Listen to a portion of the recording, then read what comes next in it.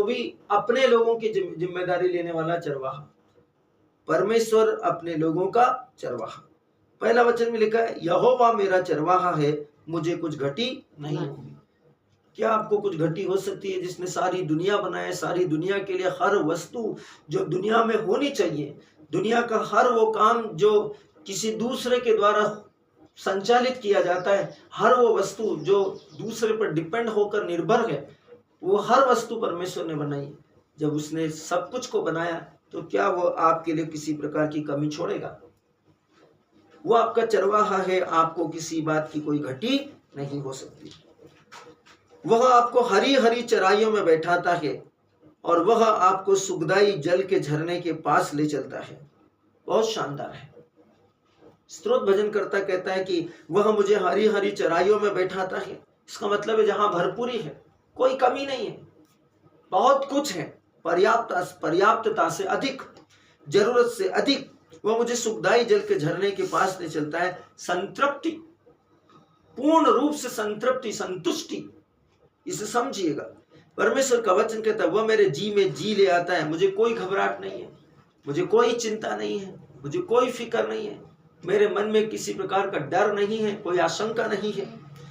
आज्ञाकारिता के मार्गों में जब मैं उसके जैसे वो मुझे लेकर चलता है, वैसे मैं उसकी आवाज को, उसकी लाठी के इशारे के अनुसार चलता हूं, तो वह अपने नाम के निमित्त मेरी अगुवाई करता है। Glory to God, hallelujah. ये शानदार है। परमेश्वर के वचन पर चलना आज्ञाकारिता का प्रतिनिधित्व करता है।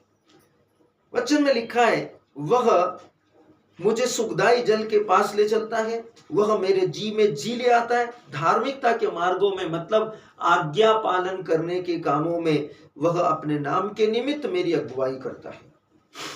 चाहे मैं घोर अंधकार से भरी हुई तराई में होकर चलूं, घोर अंधकार में तराई में होकर चलूं, परमेश्वर के वचन में लिखा है तो भी हानि से न डरूंगा।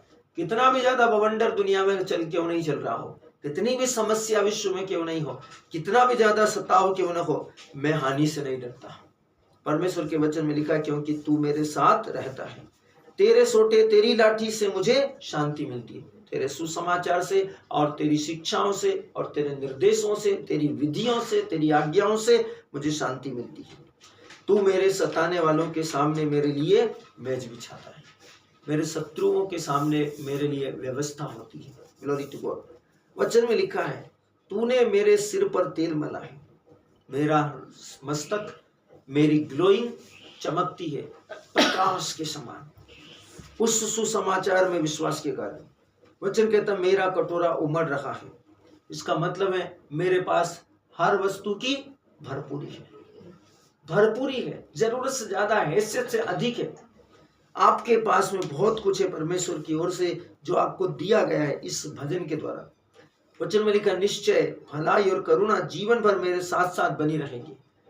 हर दिन, हर पल, हर समय भलाई, करुणा, दया, सत्यनिष्ठा आपके साथ बनी रहेगी, हमेशा हमेशा हमेशा। परमेश्वर का वचन कहता है और आप परमेश्वर के धाम में सर्वदा के लिए राज करेंगे, वास करेंगे, आप उसमें बने रहेंगे।